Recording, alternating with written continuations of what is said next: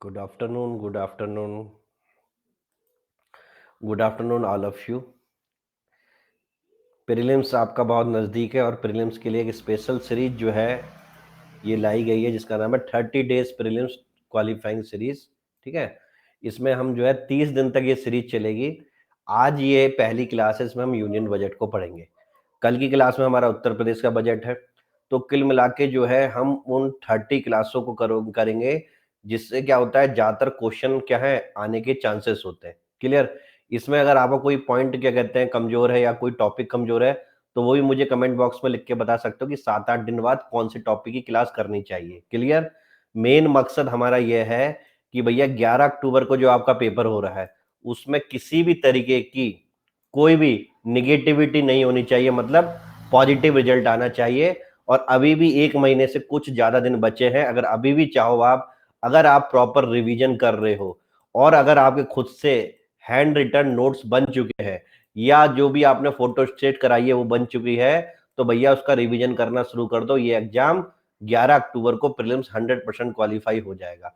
और अभी भी अगर आप ये सोच रहे हो कि नहीं यार हम जो है लास्ट के 10 दिन में रिवीजन कर लेंगे, ठीक है, या अभी क्या करेंगे सीधे पढ़ते रह रहे हैं, तो दिक्कत है। पढ़ो भी और जब भी टाइम मिले रिवीजन जरूर करो। रिवीजन ही सक्सेस की है। क्योंकि जब हम रिवीजन नहीं करते तो काफी चीजें हमें लगती हैं कि यार ये कहां से आ गई, और पेपर देने के बाद आते हैं तो पता चलता है वो हमारी कॉपी में से ही आई थी। ठीक है ना? तो अपनी कॉपी जो भी मैंने आपको बनवाई है उस पर बहुत ज्यादा ध्यान दें। महेंद्र जी, बहुत दिनों बाद आज क्लास में आप दिख रहे हो, सब कुछ ठीक चल रहा है? रिकॉर्डेड वर्जन देख रहे हो? ठीक है। एक मैसेज तो आ ही गया था आपका, फिर भी पूछ रहा हूँ कि रेगुलर कर रहे हो ना रिकॉर्डेड वर्जन? ठीक है। तो भैया हम शुरू करते हैं। बाकी जो भी नए बच्चे जुड़े हैं तो उनको बता दें भैया पूरे प्रीलिम्स का कोर्स मैं सारे कोर्स कराता हूँ। ये कंप्लीट कोर्स है, आप यहाँ पे जाके देख सकते हो। इसके अलावा इस समय हमारा रात के 9 बजे इंडियन पॉलिटी चल रहा है और सुबह 11:30 बजे हमारा क्या चल रहा है? सुबह 11:30 बजे हमारा करंट अफेयर की क्लास चल रही है। तो अभी ये 2 करंट के बैच रन कर रहे हैं जो आप इसमें आराम से एडमिशन ले सकते हो अगर आपने अभी भी प्लस का सब्सक्रिप्शन नहीं लिया है। ठीक है ना? फिर अच्छा, अब छुट्टी मिल गई है। अब अगर आप जीएस मेंस की तैयारी करोगे तो उसके लिए मैं पेपर 1 भी पढ़ाता हूँ, पेपर 2 भी पढ़ाता हूँ, पेपर 3 भी पढ़ाता हूँ, पेपर 4 भी पढ़ा रहा हूँ। और ये आपके सामने क्लासों का सबूत लगा हुआ है। पूरा पेपर 2 करा रहा हूँ, पेपर 3 कराया। ठीक है, ये आपका क्या है पेपर 1 और ये है आपका पेपर 4 जो 11 नवंबर से स्टार्ट होने वाला है, एथिक्स। क्लियर? अगर ऑप्शनल की बात करें तो सोशियोलॉजी ऑप्शनल पढ़ाता हूँ, पेपर नंबर 1 और paper number 2 complete with answer writing. तो कुल मिला के आपको वन मैन जो है सारी चीजें करा रहा है, पूरी प्रीलिम्स के सारी चीजें सब करा रहा है, मेंस का सारा जीएस 1 2 3 4 करा रहा है और ऑप्शनल करा रहा है। तो भैया मेरा रेफरल कोड यहाँ पे एमकेएस लाइव है, आप इस रेफरल कोड से 12 महीने या 24 महीने का एडमिशन ले सकते हो, आपको बहुत ज्यादा फायदा होगा। 12 महीने की 6300 फीस है, 24 महीने की 7560 फीस है। ठीक है, और जब ये आप रेफरल कोड अप्लाई करोगे तो 10% डिस्काउंट मिलेगा। इसके बाद मेरी क्लास से जुड़ सकते हो। तो 6300 रुपए में कंप्लीट प्रीलिम्स, कंप्लीट मेंस और कंप्लीट ऑप्शनल प्लस इंटरव्यू की क्या है क्लास। ठीक है ना? क्लियर? करंट अफेयर क्या स्पेशल क्लास में चल रहा है ना, करंट अफेयर प्रॉपर कोर्स में चल रहा है, 11:30 बजे आप उसमें देख सकते हो। क्लियर है सभी को? मैं फिर दोहरा रहा हूं, अगर आपको मेरी क्लास में जुड़ना है तो रेफरल कोड क्या है? MKS लाइव रेफरल कोड है और आप इसी रेफरल कोड को यूज करेंगे तब आप मेरी क्लास में आसानी से आ सकते हो। ठीक है, और यहाँ पे आप देख सकते हो पूरी मेंस, पूरा प्रीलिम्स और पूरा ऑप्शनल की तैयारी करा रहा हूं। आज का टॉपिक स्टार्ट करते हैं। चलो भैया, आज हम पढ़ने जा रहे हैं भैया आपका यूनियन बजट। तो यूनियन बजट से कौन कौन सी चीजें हमारी निकलती हैं जो प्रीलिम्स के लिए क्या है हाईली इंपॉर्टेंट है, और 2021 की भी तैयारी करना चाहते हो तो उसके लिए भी सारे बैच क्या है ऑलरेडी तैयार है। बस आपको सब्सक्रिप्शन लेना है एमकेएस लाइव रेफरल कोड से। यूनियन बजट की अगर हम बात करें तो सबसे पहले हम देख लेते हैं कि मोस्ट प्रोबेबल क्वेश्चन बनता है कि भैया भारत में जो पैसा होता है सबसे ज्यादा कहां जाता है या कहां से सबसे ज्यादा आता है। किस किस को आवाज नहीं आ रही है? से यस और नो, रिफ्रेश करो, क्लियर आवाज आ रही होगी। अगर हम बात करें कि जो हमारा रुपीज है वो कहां से आता है पहले देख लेते हैं। ठीक है, तो भैया यहां पे जो है ये पेन जो है चल नहीं रहा, अनुपम है क्लास में।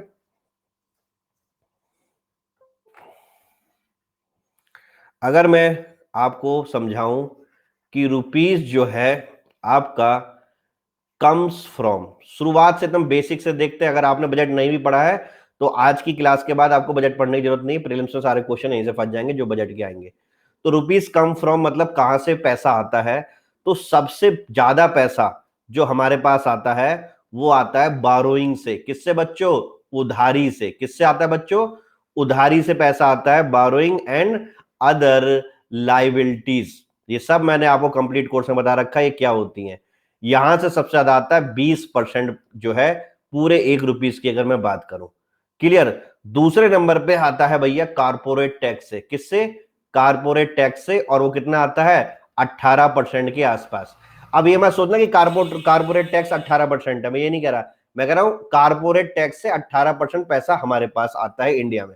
क्लियर? और उसके बाद जो है आपका जीएसटी एंड अदर से ये भी कितना आता है? 18% के आसपास आता है। तो टॉप 3 याद करो बस, और बाकियों से तो और आता है, मतलब पूरा 100% बनाना पड़ेगा हमें। तो पूरे 100% की जरूरत नहीं है, वो यही पूछेंगे कि भैया रुपीज कम फ्रॉम सबसे ज्यादा कहां से आता है, तो आप बोरोइंग और अदर लाइबिलिटी पे टिक लगा देना। ठीक है? अगर सेकंड पूछे तो कॉर्पोरेट टैक्स, थर्ड पूछे तो जीएसटी एंड अदर। क्लियर है? अब हम दूसरी स्लाइड में देखते हैं कि भैया जो हमारा रुपीज है ये जाता कहां पे है। क्लियर? तो अगर गोस टू की बात करें तो सबसे ज्यादा जो हमारा खर्चा होता है वो किस पे होता है आपका? स्टेट के शेयर में। ठीक है? जो सेंट्रल गवर्नमेंट देती है, और टैक्सेस एंड ड्यूटीज में ये अराउंड जो है 20% पैसा जो है जाता है। क्लियर? उसके बाद जाता है हमारी इंटरेस्ट पेमेंट में। 3-4 साल पहले इंटरेस्ट पेमेंट हमेशा नंबर 1 पे आता था, लेकिन अब इंटरेस्ट पेमेंट क्या है? दूसरे नंबर पे आ चुका है। क्लियर? टॉप 2 याद हो जाएगा, यहां तक किसी को दिक्कत? और तीसरा जो है टॉप 3 में है आपकी सेंट्रल सेक्टर स्कीम। ठीक है? सेंट्रल सेक्टर स्कीम से जो है आपका 13% के आसपास पैसा जाता है। तो कुल मिला के हमने 2 चीज देखी कि रुपए आने के टॉप 3 चीजें क्या है आपकी। आएगा कहां से सबसे पहले? सबसे ज्यादा आता है बारोइंग से पैसा। ठीक है? उधारी से। उधारी के बाद आता है कारपोरेट टैक्स से। कारपोरेट टैक्स के बाद आपका आता है किससे? जीएसटी एंड अदर से। और अगर कोई पूछे रुपया ज्यादा कहां पे है, तो सबसे ज्यादा कहां जाता है? स्टेट के शेयर में जाता है। दूसरी पोजीशन में जाता है आपका इंटरेस्ट पेमेंट में जाता है, ये आपको याद होनी चाहिए। और तीसरी चीज हो गई हमारी कौन सी? Central sector scheme. यहां तक किसी को कोई दिक्कत, किसी को कोई परेशानी? हम क्या पढ़ रहे हैं? भारत का बजट पढ़ रहे हैं, और ये आपके पेपर में बहुत इंपॉर्टेंट है। कोई दिक्कत किसी को पूछ लो। ठीक है? लास्ट स्लाइड ये रही आपकी भैया कि रुपीस कहां जाता है कहां आता है। ये परसेंट बिल्कुल याद करने की जरूरत नहीं है, लेकिन आपको दिखाने के लिए है खाली। आप केवल उनका क्रम याद करो। ठीक है? ये परसेंटेज आपको बिल्कुल भी याद नहीं करनी, अपना दिमाग खाली रखो। क्या चीज याद करनी है वो मैं बताऊंगा। ठीक है? केवल सीक्वेंस याद कर लोगे। यहां तक किसी को कोई दिक्कत सीक्वेंस याद करने में, कोई परेशानी? ठीक है? आगे बढ़ते हैं। अब हम देखते हैं दूसरा क्वेश्चन बजट में हमारे पेपर में क्या बन सकता है। वो बन सकता है भैया इनकम टैक्स के स्लैब से। तो इस बार इनकम टैक्स के स्लैब काफी चेंज हो चुके हैं। चलो उनको समझते हैं। सबसे पहले क्या देख लेते हैं, एकदम जीरो से स्टार्ट करते हैं। अगर जीरो से लेके 2.5 लाख तक की आपकी एनुअल इनकम है, तो भैया आप पे कोई भी टैक्स नहीं लगेगा, यानी क्या हो? आप एग्जम्प्टेड हो, निल। ठीक है ना? फिर अगर आपकी 2.5 लाख से लेके 5 लाख तक इनकम है, तो भैया आप पे लगेगा 5% टैक्स। क्लियर? फिर उसके बाद अगर 5 लाख से लेके 7.5 लाख तक है, ये याद करो, ये सब पूछते हैं वो, फिर आप पे लगेगा 10% टैक्स। 7.5 लाख से लेके अगर आप आते हो 10 लाख के ब्रैकेट में एनुअल इनकम, तो लगेगा आपको 15% टैक्स। अगर आप 10 लाख से लेके आप 12.5 लाख की कैटेगरी में आते हो, तो आप पे लगेगा 20%। 12.5 लाख से लेके 15 लाख तक ये लगता है आपका 25%। और अगर आपकी कैटेगरी में आता है एवव 15 लाख, तो आपके पे आएगा 30% इनकम टैक्स। तो वो कोई सा भी स्लैब पूछ सकते हैं, क्योंकि इस बार स्लैब को क्या करा है, बहुत ज्यादा कर दिया। लेकिन पहले ऐसा नहीं होता था। पहले 0 से 2.5, 2.5 से फिर 5, फिर 5 से 10, और फिर 10 से ऊपर ऐसे चलता था। अब इनको काफी टुकड़ों में तोड़ दिया है। तो ये क्वेश्चन जो है आने के क्या है चांसेस है। सब अपनी अपनी जो क्या कहते हैं, बहुत सारे लोग सैलरी वाले भी हैं। तो भैया अपना अपना ब्रैकेट देख लो कहां कहां पे आप लाई करते हो। किसी को कोई दिक्कत तो नहीं है? ठीक है? हाँ, दूसरा ऑप्शन भी आया है, लेकिन दूसरे ऑप्शन का ऑब्जेक्टिव नहीं बना सकते हैं। ठीक है? क्लियर? यहां तक क्लियर है? जो वो पेपर में पूछेंगे वो मेरा आपको बताने का क्या है, अधिकार है, ना कि किसी चीज में पीएचडी कराना जिससे आप लोग क्या हो, गुमराह हो। ठीक है? सटीक पढ़ाया जाएगा जो आपके पेपर में आए और आपका प्रीलिम्स क्वालिफाई हो जाए। ठीक है? नमस्कार नमस्कार। आगे बढ़ते हैं। अब हम एक फैक्ट याद करेंगे कि इस बार के बजट में 20 लाख फार्मर को, कितने फार्मर को, 20 लाख किसानों को प्रधानमंत्री कुसुम योजना से जोड़ने का लक्ष्य रखा गया है। प्रधानमंत्री कुसुम योजना क्या है? ये आपको पता है, सोलर क्या बनेंगे आपके, ट्यूबवेल टाइप के बनेंगे, ये मैंने आपको पूरी बता रखी है। अगर कोई हिंदी माध्यम का हो तो वो भी बता दो। इंग्लिश और हिंदी दोनों टर्म को सीखने की कोशिश करो, और मैं बोल रहा हूं हिंदी में ही। 20 लाख को हिंदी में भी 20 लाख बोलेंगे, फार्मर को तो आपको पता है किसान बोल लो, इतनी तो इंग्लिश आती होगी आपको। ठीक है ना? तो मेरी क्लास से ज्यादा फायदा लेने की कोशिश करो। सोलर पंप दिए जाएंगे, ठीक है?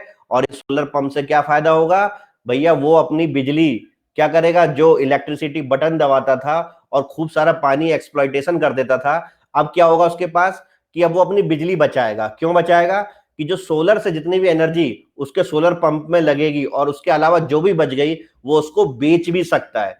तो जब उसे बेच भी सकता है तो उसके दिमाग में रहेगा कि उतना ही हेड पंप, जितना ही सोलर पंप चलाऊं जितनी मुझे जरूरत है। ऐसे नहीं कि छोड़ के चलेगा फिर शाम को आके बंद कर दिया। समझ में आया? तो इससे क्या होगा, पानी जो हम ग्राउंड वाटर का एक्सप्लॉइटेशन कर रहे हैं वो भी कम होगा, और किसान क्या करेगा, जो बिजली बचाएगा उसको बेच भी सकता है। तो दोनों तरफ से क्या होगा, उसको फायदा होगा। तो इसमें सीधे क्वेश्चन आएगा कि रिसेंटली पीएम कुसुम योजना में कितने लाख फार्मर को जोड़ने का लक्ष्य रखा गया है? 10 लाख, 15 लाख, 20 लाख, 25 लाख। इसी तरीके से आपका ऑब्जेक्टिव बनता है। आपका आंसर क्या होगा? 20 लाख। सबको समझ में आ गया? क्लियर? अगला, भारत सरकार ने कब तक किसान की जो मिल्क प्रोडक्शन की कैपेसिटी है प्रोसेसिंग की, उसको डबल करने का लक्ष्य रखा है? यह भी क्वेश्चन आ सकता है। तो भैया मिल्क प्रोसेसिंग को डबल करने का जो लक्ष्य है बच्चों, वो रखा है 2025 तक। याद कर लोगे? और आपको पता है कि भैया उत्तर प्रदेश सबसे ज्यादा मिल्क प्रोड्यूसिंग करता है, ये आपको पता ही है ना, ये मैंने आपको प्लस कोर्स में बता ही रखा है। क्लियर? फिर उसके बाद जो है एक नई चीज आई है कि किसानों को इस फिस्कल पीरियड में कितने लाख करोड़ आपका उधार देने का लक्ष्य रखा गया है? 15 लाख करोड़ का। कितने का? 15 लाख करोड़ का। याद कर लो, 7 स्टार क्वेश्चन है, एक क्वेश्चन फंसा हुआ मिलेगा आपको, वहां पे छप चुका होगा ये। 15 लाख करोड़ जो है, इतना जो है एग्रीकल्चर क्रेडिट का टारगेट रखा है हिंदी माध्यम के लिए। कृषि क्षेत्र में 15 लाख करोड़ रुपए तक की उधारी देने का क्या रखा है, टारगेट रखा है। क्या ये स्लाइड में सबको समझ में आ रहा है? हिंदी माध्यम, इंग्लिश माध्यम, कोई दिक्कत तो नहीं किसी बच्चे को? छोटा सा लेक्चर होगा, 3-4 क्वेश्चन दे जाएगा, भले ही आप प्लस में हो या ना हो। मुझे पता है बहुत सारे लोग प्लस में नहीं है। ठीक है? क्लियर? कोई बात नहीं, अभी जो है उससे तो पढ़ लो, बाकी आपकी श्रद्धा है। यहां तक किसी कोई दिक्कत, कोई परेशानी? ठीक है? अब जो है एक डेटा और आया है हमारे बजट में कि 2006 से लेके 2016 तक, कब तक बच्चों? 2006 से लेके 2016 तक वन क्या कहते हैं, जो हमारी गरीबी है, पॉवर्टी जिसको बोलते हो, वो कम हुई है। कितनी कम हुई है? वो कह रहे हैं 271 मिलियन पीपुल ये क्या हुए हैं, आउट ऑफ पॉवर्टी हुए, मतलब गरीबी रेखा से हट चुके हैं, यानी कि अब ये गरीब नहीं रहे। तो ये अच्छी बात है। तो सीधे क्वेश्चन आएगा भैया आपके इकोनॉमिक्स टाइप का क्वेश्चन कि 2006 से 2016 तक कितने मिलियन गरीबों में कमी आई है? तो 271 मिलियन पे टिक लगा देना। एक ऑप्शन होगा 261, 252, 241, तो 271 मिलियन पे लगा देना। और इस डेटा को आप ऐसे में भी याद रखोगे और मेंस के पेपर नंबर 2 और पेपर 3 में भी याद रखोगे। कर लोगे याद? कोई दिक्कत? ठीक है। इस बार जो हमारा बजट आया था, आपको पता है फाइनेंस मिनिस्टर कौन थे? ये भी तो बताना तो नहीं पड़ेगा। फाइनेंस मिनिस्टर कौन थे? निर्मला सीतारमण, आपको पता ही है। अब जो ये हमारा बजट था, कौन सा बजट पढ़ रहे हैं हम? 2020-2021 बजट। इसकी थीम क्या थी? ये भी पेपर में पूछा सकता है। तो इसकी थीम थी क्या? Ease of living for all citizen. याद कर लोगे? कोई दिक्कत? थीम आ सकती है बजट की, आपका ऐसे क्वेश्चन बनने लग गए हैं कि भैया 2020 और 21 बजट की क्या थीम थी, तो ease of living for all citizen. बच्चों ये तो 30 दिन की जो सीरीज हो रही है इसमें आप बढ़ चढ़ के भाग लो, आपको इतना ज्यादा फायदा होने वाला है कि पूछो मत। और जहां लगे कि फायदा हो रहा है तो भैया प्लस में भी आ जाना, आपको एक आपको ट्रेलर दे रहा हूं मैं फिर से, ठीक है, और फ्री ऑफ कॉस्ट रखिए क्लास, जिससे सभी का क्या हो जाए, भला हो जाए। ठीक है, यहां तक क्लियर, कोई दिक्कत? ठीक है, अब जो है हमारे बजट में 3 प्रोमिनेंट थीम है। हमारा जो बजट है वो 3 प्रोमिनेंट थीम या 3 जो है कंपोनेंट में क्या है, बंटता है। जैसे कि एक है आपका एस्पायरेशन इंडिया, ठीक है, दूसरा है इकोनॉमिक डेवलपमेंट फॉर ऑल, मैं बताता हूं इससे कैसे क्वेश्चन बनेगा, ठीक है, तीसरा है आपका केयरिंग सोसाइटी। क्लियर? चलो, वो सीधे पूछेंगे कि इस बार के बजट में कौन सी प्रोमिनेंट थीम नहीं है, ये 3 दे देंगे, एक 4 अपने मन से दे देंगे, तो वो जो नहीं है वो हो जाएगी, क्योंकि 3 ही थीम पे बजट है। एक है एस्पायरेशनल इंडिया पे, दूसरा है इकोनॉमिक डेवलपमेंट फॉर ऑल, और तीसरा क्या है, केयरिंग सोसाइटी। समझ में आ रहा है? Aspirational India, economic development for all, on caring society. इसके अलावा जो भी ऑप्शन दिखे वो उसे काट देना, वो नहीं है। केवल 3 ही कंपोनेंट पे क्या है, ये बजट बनाया गया है, या 3 थीम पे ही बनाया गया है। क्लियर? और मेजर थीम क्या है, ease of living for all citizen. कोई दिक्कत किसी को, कोई परेशानी? इस बार के बजट में एक बहुत प्यारा डेटा आया जिसको आप फिर से 5-7 स्टार लगा सकते हो, इनफैक्ट पूरी स्लाइड 5 स्टार ही है, कि भारत का जीडीपी के सापेक्ष जो है उधारी वो कितनी हो गई है, और उधारी वो कम होके आई है, तो इसलिए याद कर लो आज की तारीख में 48.7% ऑफ जीडीपी क्या है आपकी, हमारी गवर्नमेंट का डेट है। किसका? गवर्नमेंट का डेट है। डेट मतलब क्या होता है, उधारी। समझ में आ गया? ये पहले 52% के आसपास हुआ करती थी, आज की तारीख में कितनी हो गई है, 48.7% ऑफ जीडीपी हो गई है। यानी हमारे देश पे इतनी उधारी है। याद कर लोगे, ये क्वेश्चन आने के बिल्कुल चांसेस है, 7 स्टार क्वेश्चन है, कहीं 45 दे रखा हो, कहीं 46 दे रखा होगा, आप जो है 48.7 पे क्या करें, टिक लगाएं। क्लियर? यहां तक कोई परेशानी किसी को, कोई दिक्कत? ठीक है, आगे बढ़ते हैं। इस बार गवर्नमेंट ने 16 पॉइंट एजेंडा दिया, जिसको 16 पॉइंट एजेंडा देते हैं। याद रखो, ये मेंस में भी काम आएगा। क्यों दिया है? All round development of the rural India, rural ग्रामीण भारत के चहुमुखी विकास के लिए भारत सरकार ने क्या दिया है, एजेंडा दिया है, जिसको 16 पॉइंट एजेंडा बोलते हैं। क्या बोलते हैं? 16 पॉइंट एजेंडा बोलते हैं। सीधे क्वेश्चन आ सकता है कि रिसेंटली बजट में 16 पॉइंट एजेंडा किसके लिए है? पहला इंफ्रास्ट्रक्चर के लिए, दूसरा शिपिंग इंडस्ट्री के लिए, तीसरा रूरल डेवलपमेंट के लिए, और चौथा एजुकेशन के लिए। तो आप किस पे लगाओगे? रूरल पे। ठीक है, तो ये 16 पॉइंट एजेंडा किसके लिए? आपके रूरल इंडिया के लिए है, इसका डेवलपमेंट कैसे किया जाए। क्लियर? आगे इस बार के बजट में बोला गया है कि हमें मत्स्य फिशरीज, समझते हो, एक्सपोर्ट जो होता है इसका, तो मत्स्य प्रोडक्ट का जितना भी क्या है आपका निर्यात है, इसको 1 लाख करोड़ तक पहुंचाना है, 2024-25 तक लक्ष्य है। याद करो, फिशरीज एक्सपोर्ट को कितना करना है हमारा, 1 लाख करोड़ का टारगेट है वैल्यू वाइज 2024-25 तक। और अगर मैं क्वांटिटी वाइज बात करूं तो 200 लाख टन का टारगेट है। क्लियर? बाई 2022-23। ठीक है, पेन नहीं चल रहा है, बाई 2022 एंड 23। ठीक है, देखो 22 एंड 23 लिखा हुआ है, तो पेपर में कौन सा करेक्ट होगा, 2022। क्लियर? जब दो सन ऐसे लिखी जाती हैं तो जो पहले वाली होती है वो करेक्ट होती है। जैसे मान लो लिखा है फिशरी एक्सपोर्ट का टारगेट 1 लाख करोड़ तक करना है 2024-25 तक, और पेपर में 2024 भी दे रखी है, 2025 भी दे रखी है। आप सोचोगे यार इन्होंने 2024-25 बताई थी, तो 24 पे टिक लगाना। ठीक है, ये छोटी सी चीज है, बहुत ज्यादा कंफ्यूजन हो जाता है, एक दो क्वेश्चन भी गलत हो गए तो क्या प्रीलिम्स में बाहर भी हो सकते हो। क्लियर है? तो और जितनी भी चीजें अभी हमने पढ़ी है मैं सब आपको चुटकियों में याद भी कराऊंगा आज ही के क्लास में, ठीक है? तो उतना ही पढ़ेंगे जितना याद हो जाए और क्वालिटी वाला पढ़ेंगे कि पेपर में जो आए। क्लियर? ठीक है ना?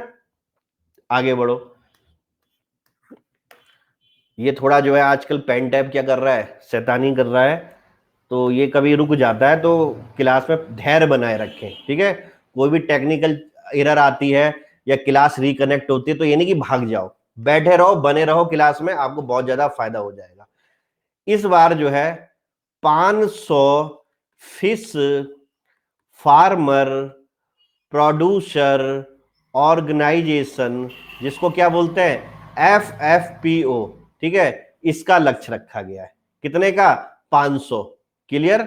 हाँ, केबल में ही प्रॉब्लम है एक्चुअली। क्या है ना, इसका जो ये जो केबल जो इसमें करते हैं, क्या बोलते हैं, पोर्ट बोलते हैं ना, तो मुझे लग रहा है उसमें कुछ पिन विन क्या है टेढ़ी हो गई, उसका पोर्ट भी टेढ़ा हो गया है। 2-3 मैंने चेंज कर ली केबल, उसके बाद भी जो है कोई फिट नहीं हो रहा है इसमें मामला। 500 जो है फिश फार्मर प्रोड्यूसर ऑर्गेनाइजेशन बनेंगी FFPO। जैसे FPO होता है फार्मर प्रोड्यूसर ऑर्गेनाइजेशन, किसमें होता है, एग्रीकल्चर में। ऐसी फिशरीज में क्या होता है, FFPO होता है। क्लियर? ठीक है ना? कोई दिक्कत यहां तक? आगे बढ़ जाए, आगे देखो। फिर इसके बाद जो है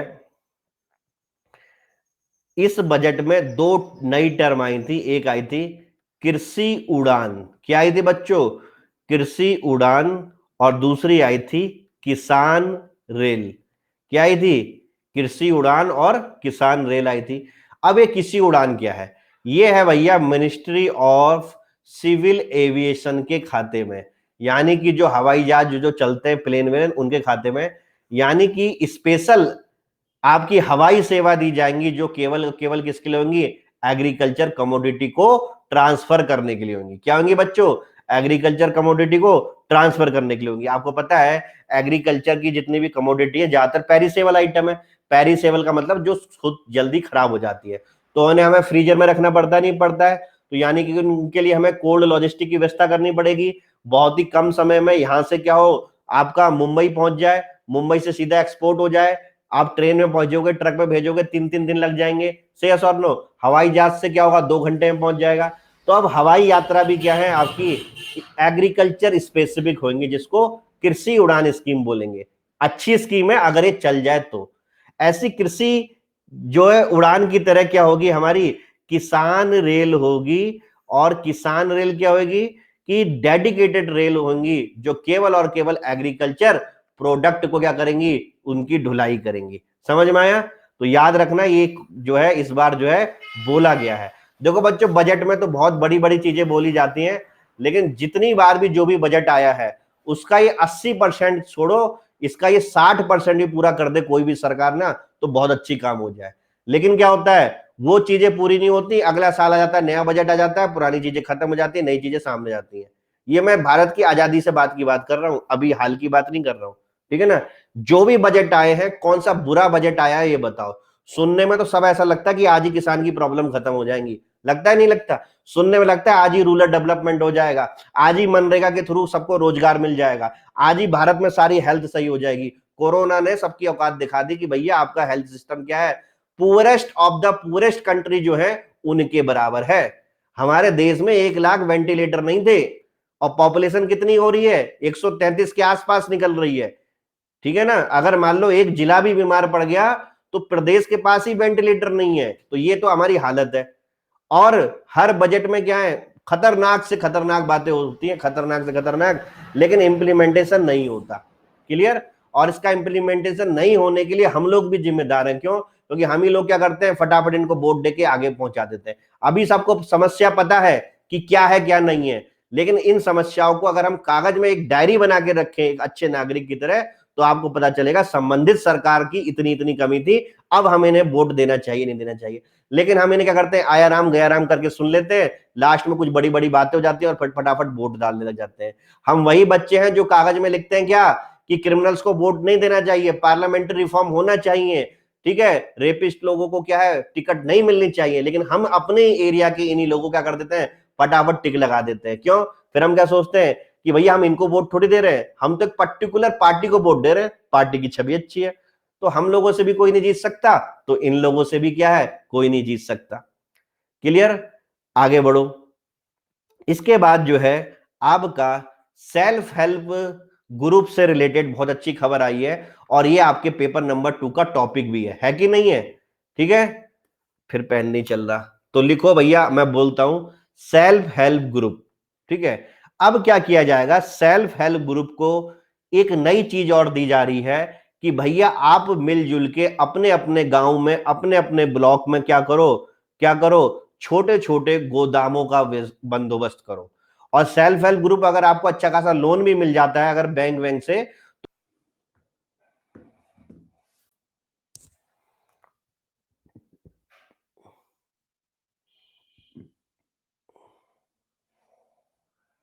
अब आवाज आ रही है मेरी?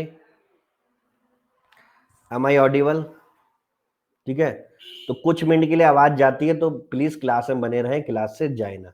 तो भैया अगर सेल्फ हेल्प ग्रुप ग्रुप को बोला जाए कि आप अपने अपने लेवल पे छोटे छोटे स्टोर हाउस बनाओ, तो भैया आपके फार्मर का जो भी प्रोड्यूस है उसी के गांव में क्या हो सकता है, स्टोर हो सकता है कि नहीं हो सकता? शेयर सुन लो। क्यों भैया, आगरा के जितने सारे गांव हैं उनको शहर में आलू कोल्ड स्टोरेज वाले को देने आना पड़ता है, तभी उनकी मोनोपोली चल रही है, तभी वो कम दाम में रखते भी हैं। और क्या होता है, अगर कोल्ड स्टोरेज भर जाता है तो किसान क्या करता है, रोडों पे अपना क्या करता है, आलू फेंक देता है। आपने देखा होगा हर साल आगरा की घटना है।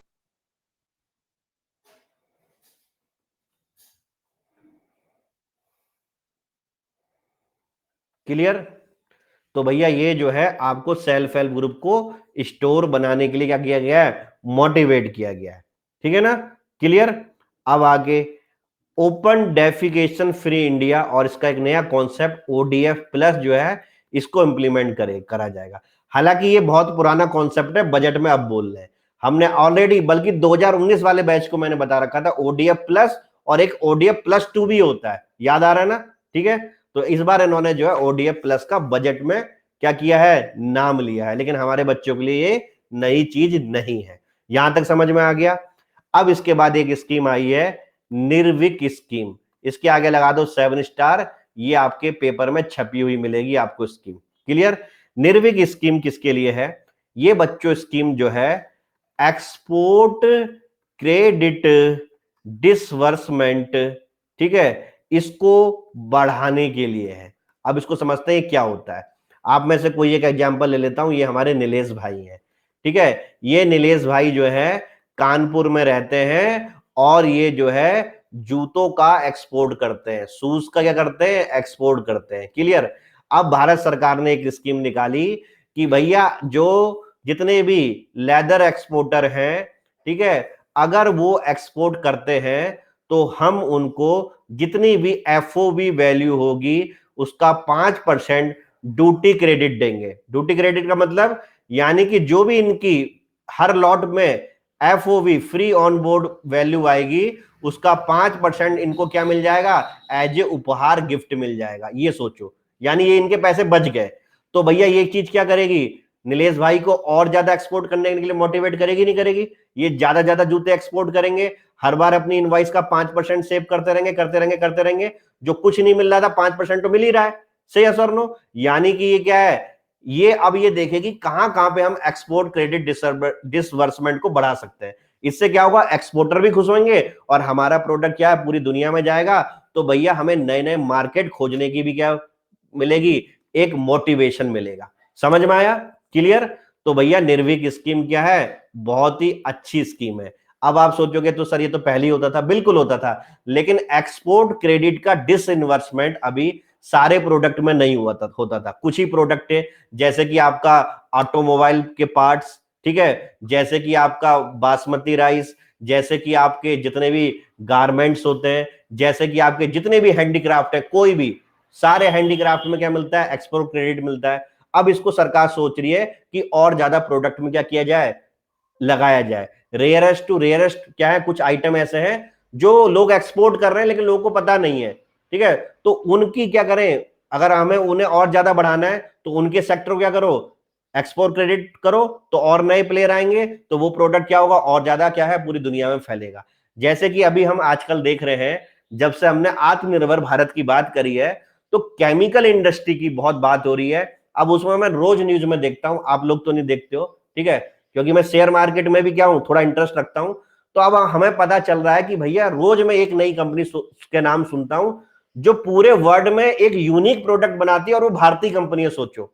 जैसे कि एक आरटी इंटरनेशनल, ठीक है, एक मैंने सुनी बायोकेम, वो ऐसा केमिकल बनाती है कि जो पूरी दुनिया में कोई बनाता ही नहीं है, सोचो। तो कितना रेयरेस्ट टू रेयरेस्ट चीज हम केमिकल के बना रहे हैं, लेकिन क्या है, हाँ, दीपक नाइट्रेट हो गया, क्लियर। ये जो ऐसे प्रोडक्ट बना रहे हैं कि जो कोई दुनिया में कोई बनाता ही नहीं है, तो सोचो हमें इन्हें प्रमोट करना चाहिए कि नहीं करना चाहिए, से यस और नो। अब भारत सरकार प्रमोट कर रही है, क्लियर। तो इस समय जो है केमिकल इंडस्ट्री के शेयर बहुत ऊपर चल रहे हैं। वो रीजन यही है कि भारत इसको चुन चुन के ले रही है। एक होता है पॉली एक्रेनिल, ये जो होता था हम इंपोर्ट करते थे चाइना से, अब इस इंपोर्ट को हमने बंद कर दिया।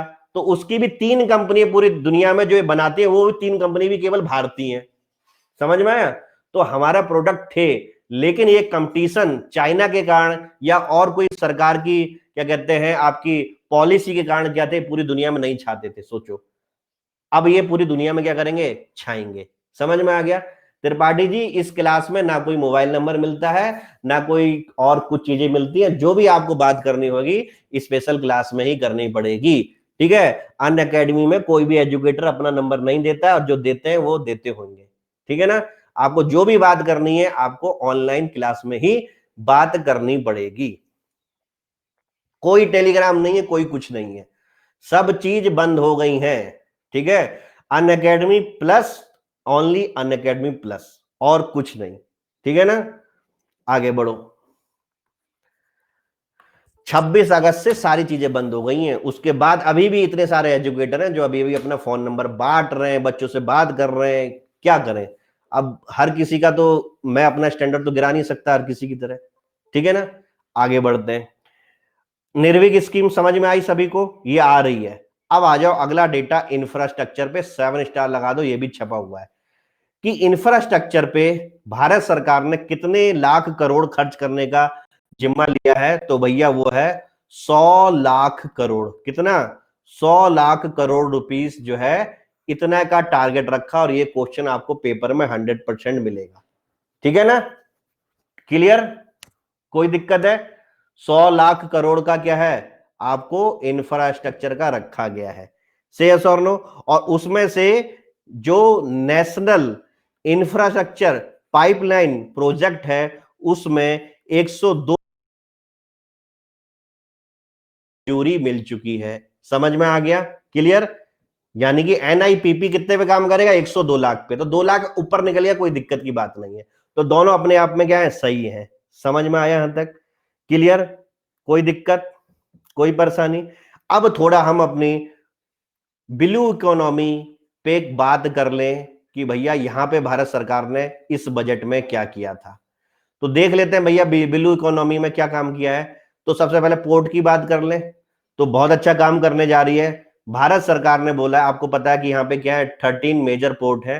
तो एक मेजर पोर्ट को, ठीक है ना, वो क्या करेगी, पूरा कारपोरेटाइज करेगी, ठीक है। आपको पता है अभी क्या है, ये ट्रस्ट के अंदर आते हैं, जैसे Visakhapatnam port trust, Bombay port trust, Chennai port trust. तो ट्रस्ट से उनको क्या बनेगी, एक कंपनी की तरह कारपोरेटाइज किया जाएगा, और उसके बाद उनको स्टॉक मार्केट में लिस्टेड किया जाएगा। किसमें किया जाएगा, स्टॉक मार्केट में लिस्टेड किया जाएगा, और ये अच्छी चीज है, क्लियर। तो ये एक वेलकम स्टेप है सरकार का ऐसा सोचने का। दूसरा जो है, प्रधानमंत्री साहब की एक जो है बहुत अच्छी योजना है, जिसको बोलते हैं अर्थ गंगा। आपने नहीं सुनी है, काफी लोगों ने सुनी भी है, तो भैया इसको सुन लो। अर्थ गंगा क्या है, अर्थ गंगा का कहने का मतलब आपके प्रधानमंत्री साहब का यह है, गंगा रिवर, अर्थ मतलब इकोनॉमिक से रिलेटेड, यानी कि रिवर, जो रिवर है, ठीक है ना, और रिवर के बैंक किनारे की जो आपके एरिया है, उनको भी अगर हम चाहें तो एनर्जाइटिक कर सकते हैं। यानी कि इनलैंड वाटरवेज जानते हो आप, आपको पता है गंगा में इनलैंड वाटरवेज है ही। हमारे देश में जो है ब्रह्मपुत्र में भी हमने रिसेंटली पढ़ा, वहां पे भी कंटेनर मूवमेंट चालू हो गया है, ठीक है। तो ये दोनों फुल फ्लेज में चलने लग गए, चलने लग गए। तो इसके साथ साथ हमें क्या करना है कि इनके किनारे पे भी इकोनॉमिक एक्टिविटी बनानी है। समझ में आया? अब वो इकोनॉमिक एक्टिविटी कुछ भी हो सकती है, वो आपकी बोटिंग इंडस्ट्री हो सकती है, वो आपकी टूरिज्म इंडस्ट्री हो सकती है, वो आपकी खाने पीने के छोटे मोटे फ्लोटिंग रेस्टोरेंट भी हो सकते हैं। समझ रहे हो ना?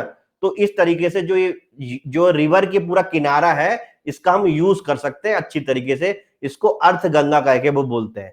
ठीक है ना? क्लियर? तो अर्थ गंगा आएगा तो समझ जाओगे। इसके अलावा जो है उड़ान स्कीम, उड़ान स्कीम का तो आपने नाम सुना होगा, उड़े हर देश का आम नागरिक, इसकी फुल फॉर्म है। पेन नहीं चल रहा है, लिख लो अपनी कॉपी में कि भैया जो उड़ान स्कीम है, इसके तहत 100 नए एयरपोर्ट डेवलप्ड करने का टारगेट है 2024 तक। सीधे क्वेश्चन आएगा कि उड़ान स्कीम के अंदर कितने नए जो है एयरपोर्ट बनाने का टारगेट है, तो आप 100 पे टिक लगा देना। लगा दोगे? क्लियर? तो उड़ान स्कीम के अंदर कितने हैं आपके? 100 एयरपोर्ट बनाने का टारगेट है। मेरा पेन सही से चल नहीं रहा है, आप जो है अपनी कॉपी में फटाफट लिखते रहिए। ठीक है? क्लियर? ठीक है। अर्थ गंगा का मतलब क्या हुआ? अर्थ का मतलब इकोनॉमी, गंगा मतलब गंगा, तो गंगा के किनारे जो है इकोनॉमी। क्लियर? सर मैंने प्लस का सब्सक्रिप्शन लिया है बट समझ नहीं आ रहा है कि कहां से स्टार्ट करूं, प्लीज हेल्प। कुछ वजह से आपकी इवनिंग की क्लास नहीं कर पा रही हूं, बाद में देख लूंगी। ठीक है, तो आपने जो है रिकॉर्डेड वर्जन की क्लास तो देखी होंगी। हर क्लास में मैं बताता हूँ टास्क 1, टास्क 2, टास्क 3, टास्क 4। ठीक है, बताता हूँ कि नहीं बताता हूँ? ठीक है, तो अगर आपने रिकॉर्डेड वर्जन कोई सी भी क्लास का देखा हो, कोई ऐसी क्लास जाती नहीं जिसमें मैं आपको टास्क बताता हूं। ठीक है ना? क्लियर? और 2000 तक का है, 2024 तक है। इससे ज्यादा आपको क्या सहायता करनी है तो आप मुझे डिटेल में बताइए। ठीक है, मेरी क्लास का नोटिफिकेशन आता है आपके पास? प्रतिभा जी, जब मेरी क्लास आती है तो मैसेज आता है आपके मोबाइल में कि ये सर्टेन क्लास स्टार्ट हो रही है, अब स्पेशल क्लास स्टार्ट हो रही है, अब ये क्लास रिशेड्यूल हो गई है, आता है? तो जब आता है तो उसे क्लास में आने में क्या दिक्कत आ रही है? ठीक है, जो रनिंग क्लास है सबका मैसेज आता है, तो फिर क्लास में आने में क्या दिक्कत आ रही है? ठीक है, कहां से स्टार्ट करूं, कैसे स्टार्ट करूं? मैंने आपको एक नहीं 1000 बार बता रखा कि कहां से आपको स्टार्ट करना है। 2020 की तैयारी कर रहे हो कि 2021 की तैयारी कर रहे हो? 2020 की तैयारी कर रहे हो, 2021 की तैयारी कर रहे हो? एक महीना हो गया और आप बर्बाद कर दिया आपने एक महीना। रिफरल कोड क्या था आपका? रिफरल कोड क्या था? आपने जब एडमिशन लिया अनअकैडमी पे, क्या रेफरल कोड था आपका? आप मुझसे एक महीने बाद आके मुझे बता रही हो कि सर मैं आपकी क्लास ज्वाइन करें। एक महीने से क्या कर रहे थे ये बताना जरा।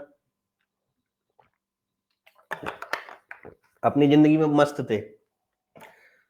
ठीक है, पैसे बर्बाद करने का ज्यादा शौक है। मैं हर बच्चे को बोलता हूं कि भैया अगर आप मेरी क्लास में आओ तो पहले कमिटमेंट से आओ। 7 घंटे पढ़ सकते हो कि नहीं पढ़ सकते? ठीक है ना? ठीक है ना? भटक रहे थे तो अब मैं क्या करूं? अब आप भटकते रहो, आप लोगों को समझ में नहीं आता। आप भटकिए, एक महीने और भटकिए। 2021 में भी टाइम है, अक्टूबर में आपसे मैं बात करूंगा। क्लियर? आगे बढ़ते हैं। लोगों को मजा आता है भटकने में, तो आप भटकिए। थोड़ा और एक आध महीने और भटक लीजिए कि सबसे अच्छा आपको सबसे बेस्ट कौन पढ़ा सकता है, और वहां से जो है बात करिए, फोन नंबर लीजिए सबका, और जो है सरलता सरलता से इस एग्जाम को क्या करें, क्लियर करें। आपने तो लिख दिया कि भटक रहे थे, आधे तो लोग भटक रहे हैं और शर्म के मारे लिखते भी नहीं है। समझ में आया? आप में तो कम से कम इतने गट्स है कि आप स्वीकार कर रहे हो, बाकी लोगों को तो पता ही नहीं। भैया कम से कम मेरे कोर्स को तो बदनाम मत करो। लास्ट में क्या होगा? MKS live referral code use करा, प्रीलिम्स तक क्वालिफाई नहीं हुआ। अगर आप मेरा रेफरल कोड यूज कर रहे हो तो मेरी नैतिक जिम्मेदारी होती है आप लोगों को क्या करना, क्या करना? पास करवाना। पास करवाने का मतलब रैंक लगवाना। प्रीलिम्स की बात नहीं करता, प्रीलिम्स भी पढ़ाता हूँ, मेंस भी पढ़ाता हूँ, और ऑप्शनल भी पढ़ाता हूँ, इंटरव्यू की क्लास भी खुद ही लेता हूँ अपने बल पे। ठीक है ना? तो प्लीज मेरे रेफरल कोड को बदनाम मत करो। और आप लोगों से मैं भी कह रहा हूं कि अगर आपको मेरे से पढ़ना है, जितने भी स्पेशल क्लास में आए, तो भैया आपको ये रेफरल कोड यूज करना पड़ेगा। और उसके करने से पहले ये शर्त है कि 7 घंटे पढ़ोगे। कौन? नॉन जॉब वाले।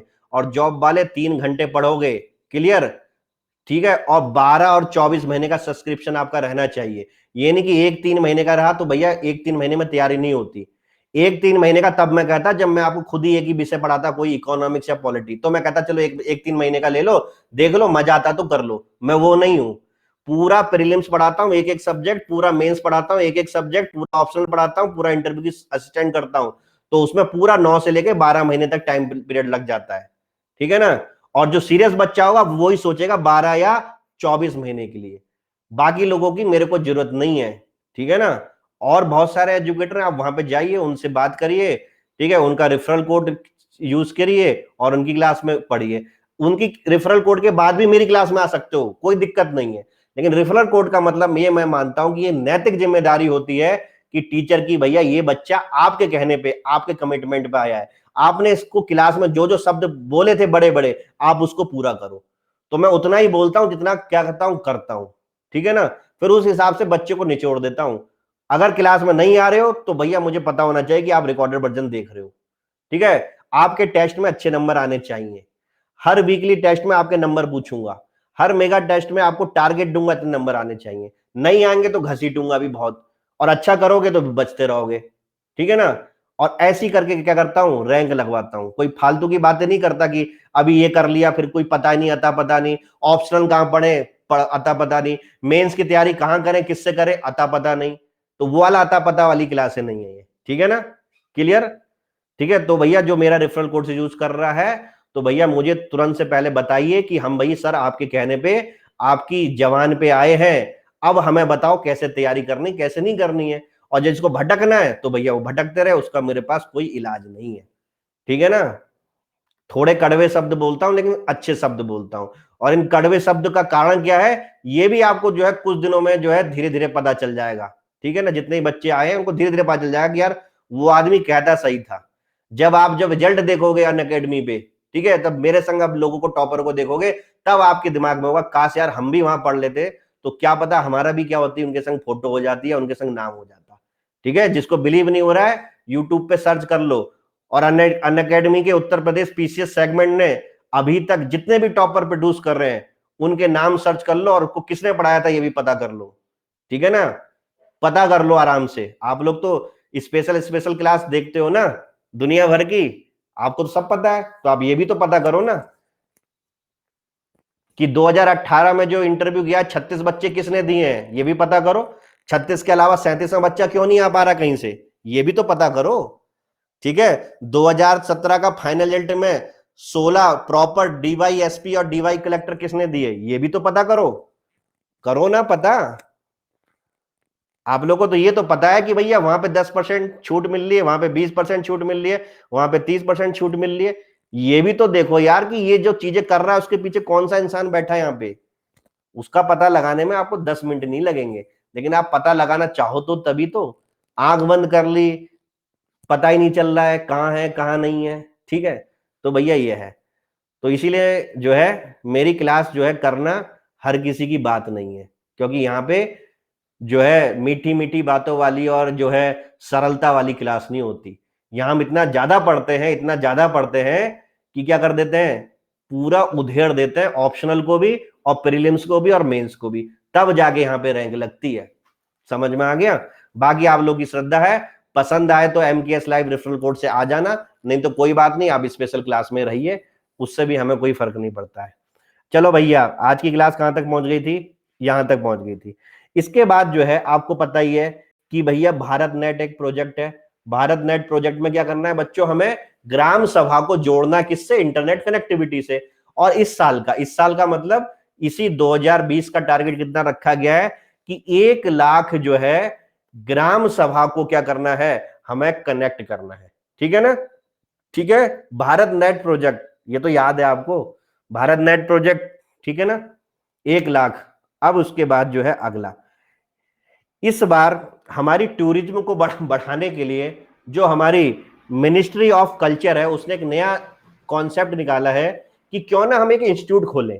उस इंस्टीट्यूट का नाम होगा Indian Institute of Heritage and Conservation. लिखो, इंडियन इंस्टीट्यूट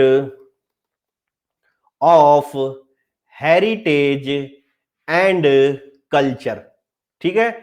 ये जो इंस्टीट्यूट होगा बच्चों, ठीक है ना सर, ये भी ब्लू इकोनॉमी में ना, ये भारत नेट तो इंटरनेट, ब्लू इकोनॉमी खत्म, ब्लू इकोनॉमी में वही 2-3 चीजें बोली है इन्होंने, ठीक है। अब Indian Institute of Heritage and culture, ये जो है मिनिस्ट्री ऑफ कल्चर के अंदर बनेगा। क्लियर। और इसका मेन काम होगा कि भैया किस तरीके से हम अपने कल्चर या जो हमारी चीजें जो विलुप्त होती जा रही हैं, हमारी सभ्यताएं, उनको प्रिजर्व करें। और इन्होंने एक नया कॉन्सेप्ट दिया कि प्रिजर्व करने के साथ साथ क्या करेंगे हम, कुछ आइकॉनिक साइट पे, किस पे, आइकॉनिक साइट पे क्या बनाएंगे हम, ऑन साइट म्यूजियम बनाएंगे। क्या बनाएंगे, ऑन साइट म्यूजियम बनाएंगे। और इसमें जो है इन्होंने क्या 6 जगहों को चुना है। कितनी जगहों को चुना है, 6 जगहों को चुना है। उसमें से सॉरी 5 साइट है, उसमें से एक साइट आपके उत्तर प्रदेश में पड़ती है, इसका नाम याद कर लो, जिसका नाम क्या है, हस्तिनापुर। ठीक है, हस्तिनापुर उत्तर प्रदेश में। वैसे 5 साइट कौन कौन सी हैं, तो पांचों के नाम भी लिख सकते हो। एक है आपकी राखीगढ़ी। राखीगढ़ी किससे रिलेटेड है, इंडस वैली सिविलाइजेशन से, हरियाणा में। दूसरी साइड हो गई हस्तिनापुर। हस्तिनापुर कहां पे, आपके उत्तर प्रदेश में, महाभारत से रिलेटेड है। तीसरी है शिव सागर। शिव सागर कहां पे, आपके आसाम में है। चौथी साइड है धौलावीरा। धौलावीरा भी क्या है, इंडस वैली सिविलाइजेशन की है। ये कहां पे आपकी, बताओ, धौलावीरा गुजरात में पड़ेगी, महाराष्ट्र में पड़ेगी। और लास्ट हो गई अदी चनालूर, ADI, अरे पेन चलना बंद हो गया, आप लिखो ADICHANALLUR, ये है तमिलनाडु में। याद कर लोगे, ठीक है। ये 5 साइट पे क्या बनेगा, ऑन साइट म्यूजियम बनेगा। तो क्वेश्चन ये भी आ सकता है कि हाल ही में ऑन साइट म्यूजियम कहां पे नहीं बनेगा, कुछ एक नया नाम दे दे। या उत्तर प्रदेश की कौन सी साइट चुनी गई है, तो हस्तिनापुर चुनी गई है। शिव सागर, आसाम वाला शिव सागर, ठीक है। शिव सागर इंपोर्टेंट जगह है भाई, तेल वेल रिजर्व एरिया रहते हैं यहाँ पे। क्लियर, कोई दिक्कत यहां तक किसी को परेशानी, आगे बढ़ू, ठीक है, ठीक है। अब इसमें एक चीज और याद रखो कि एक मैरीटाइम म्यूजियम बनना है, और एक सिंगल प्लेस, मैरीटाइम मतलब समुद्र वाला, ये म्यूजियम बनना है आपकी फेवरेट जगह इंडस वैली सिविलाइजेशन की, लोथल। याद आ रहा है, इंडस वैली सिविलाइजेशन में सी पोर्ट कहां पे था, लोथल में ही था कि नहीं था। तो लोथल में क्या बनना है, मैरीटाइम म्यूजियम बनना है। आप खुद सोचो, फील आ रही कि नहीं आ रही, इन क्वेश्चन की प्रोबेबिलिटी है कि नहीं है, बिल्कुल प्रोबेबिलिटी है। और नहीं भी हो तो हमारा क्या बिगड़ जाएगा, लेकिन आ गई तो फिर गलत नहीं होना चाहिए, ठीक है ना। क्लियर, पुर्तगाल का सपोर्ट। तो ये कौन बनाएगा, आपका मिनिस्ट्री ऑफ शिपिंग बनाएगी। कौन बनाएगी, मिनिस्ट्री ऑफ शिपिंग जो है ये डेवलप करेगी यहां पे मैरीटाइम म्यूजियम। कोई दिक्कत यहां तक, कोई परेशानी, ठीक है। पानी पे लेता हूं, फिर पढ़ाता हूं।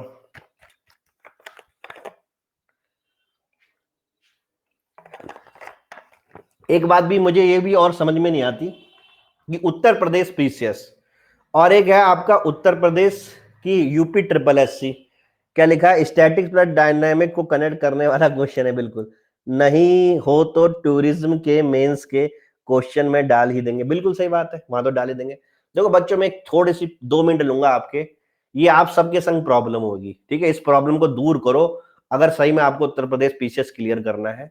एक है यूपी पीसीएस, एक है यूपी ट्रिपल एससी, ठीक है। यूपी ट्रिपल एससी कौन कौन से एग्जाम कराता है मुझे भी नहीं पता, कुछ महीने पहले मुझे याद भी थे, लेकिन अब तो मुझे ये भी नहीं पता कौन से कराता है, क्योंकि मैं उसका एजुकेटर हुई नहीं। मैं प्रॉपर यूपी पीसीएस का एजुकेटर हूँ, ठीक है। और मैं केवल इन्हीं एग्जाम में इंटरेस्ट लेता हूँ पढ़ाने का, और को मैं पढ़ाने का इंटरेस्ट नहीं लेता। ये नहीं कि मैं बुराई नहीं कर रहा कि वो बेकार लेवल है, वो भी एग्जाम है, उसकी भी अपनी अपनी गरिमा है, ठीक है। उसमें भी नौकरी मिलती है, क्लियर। लेकिन दिक्कत ये है कि उत्तर प्रदेश पीसीएस का जो पैटर्न है, मेरी बात को ध्यान से सुनना, उत्तर प्रदेश पीसीएस का जो पैटर्न है ना, ये केवल जो है अधिक से अधिक 2 साल की प्रिपरेशन मांगता है।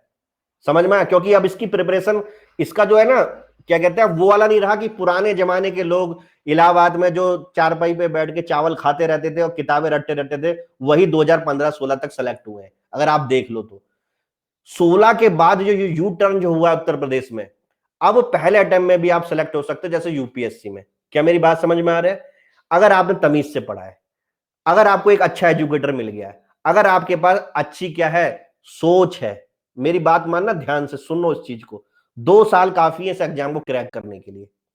अब ये आपके ऊपर है कि आपको शुरुआत की जो तैयारी सिविल सर्विस की, सिविल सर्विस दोनों है, वो थोड़े नीचे लेवल की है, ऊपर लेवल की है।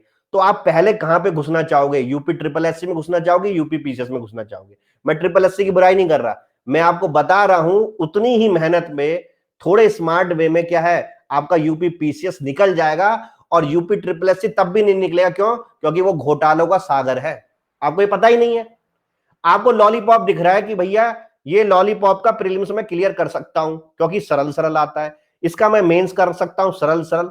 अरे जो घोटाला हो रहा है, और पूरे यूपी पीसीएस प्रॉपर वाली तो ट्रिपल एससी में बैठ रहे हैं, अगर वहां सेलेक्ट नहीं हो रहे तो यहां सेलेक्ट हो जा रहे हैं। ठीक है, यानी कि वहां पे भी ना आप 3 में हो ना 13 में हो, केवल फॉल्स कॉन्फिडेंस में हो कि पापा एक बार ट्रिपल एससी निकाल लूं, मम्मी एक बार ट्रिपल एससी निकाल लूं, ठीक है, लेखपाल लेखपाल, उसके बाद मैं प्रॉपर तैयारी करूंगी।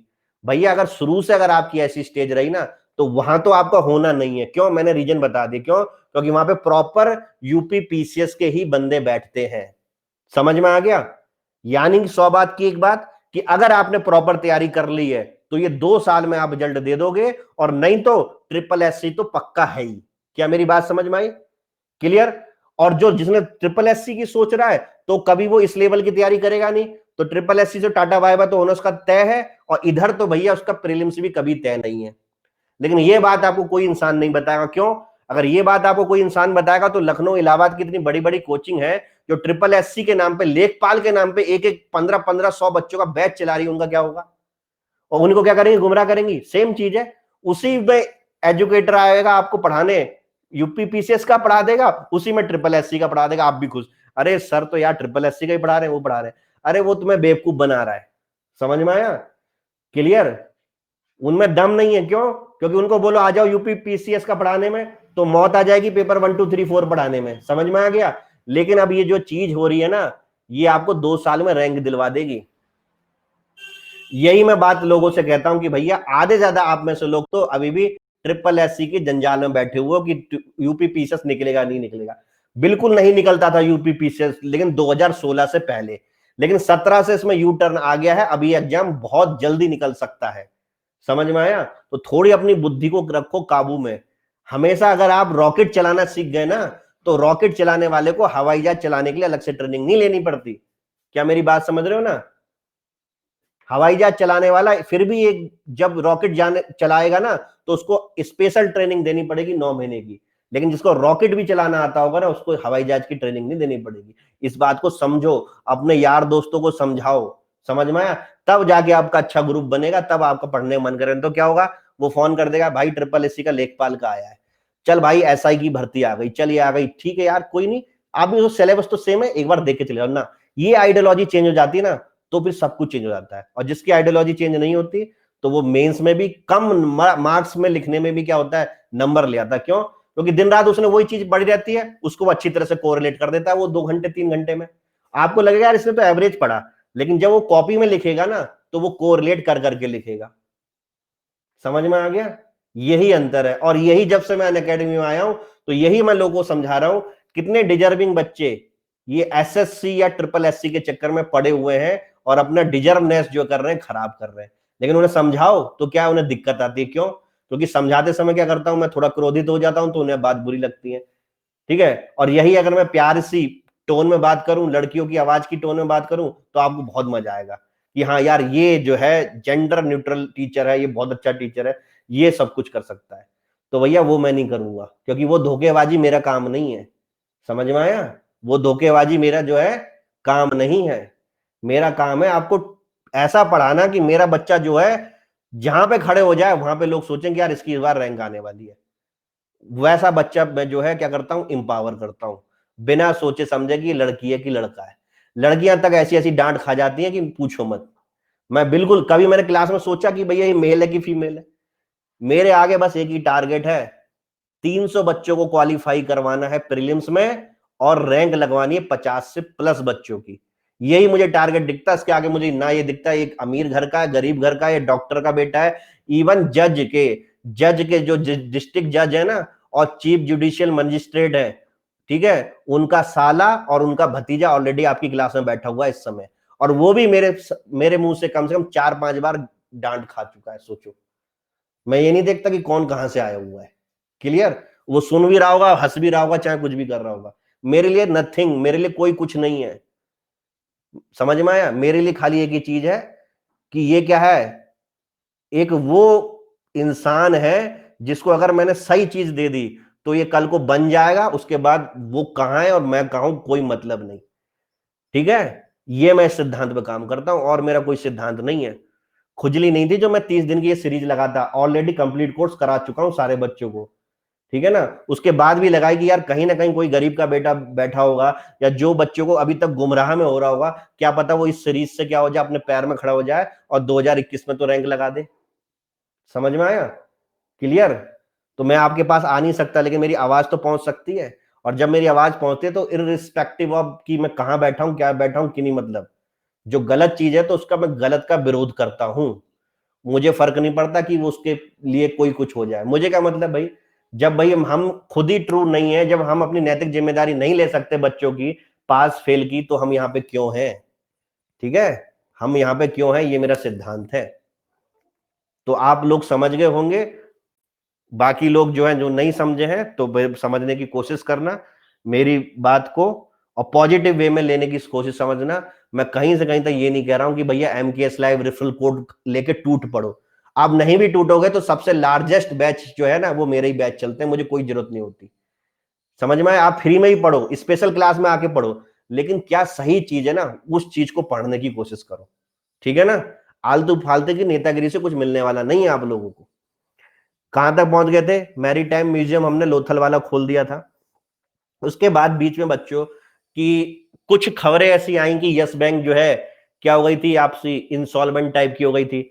फिर जो है SBI ने उसका क्या करा, अधिग्रहण करा। फिर उसके पहले एक जो है पंजाब और कौन सी बैंक थी उसका भी ऐसा हो गया था। फिर एक महाराष्ट्र में बैंक थी उसका भी ऐसा हो गया था। तो सरकार ने सोचा कि यार लोगों के पैसे डूब रहे हैं, तो लोग तो कल को सेविंग अकाउंट खोलना बंद कर देंगे, कर देंगे नहीं कर देंगे?